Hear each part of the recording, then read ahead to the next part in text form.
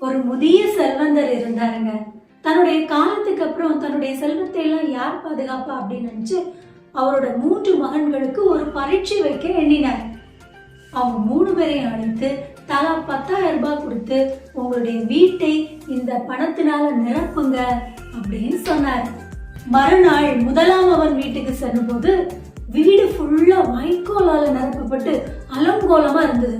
அவன் பெருமிதத்தோட அவன் அப்பாட சொல்றான், நான் வைக்கோலால நிரப்பி இந்தாங்க மீதி 5,000 ரூபாய் அப்படின்னு சொல்லி கொடுத்தான்.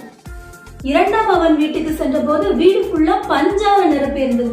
அவன் பெருமிதத்தோடு 3,000 ரூபாயை திருப்பி கொடுத்தான்.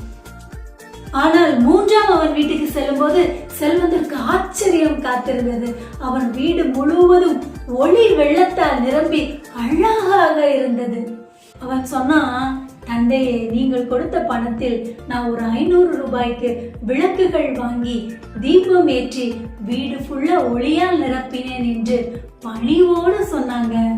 அந்த நொடி செல்வந்தருக்கு புரிந்தது, இவன் தான் செல்வத்தை பாதுகாக்க சிறந்த ஆள் என்று. இது கதைங்க. இந்த கதையிலிருந்து நாம தெரிஞ்சுக்கிறது என்ன அப்படின்னா, இறைவன்கிற தந்தை உயிர்ங்கிற செல்வத்தை கொடுத்து உடல் அப்படிங்கிற வீட்டை நமக்கு கொடுத்திருக்காருங்க. ஆமாங்க. ஆனா நாம இந்த வீட்டை எதால நிரப்புறோம்? ஆசை, கோபம், பொறாமை, கவலை. ஆனால் உண்மையிலே இந்த வீடு ஞான ஒளியால் நிரப்பப்பட வேண்டியது.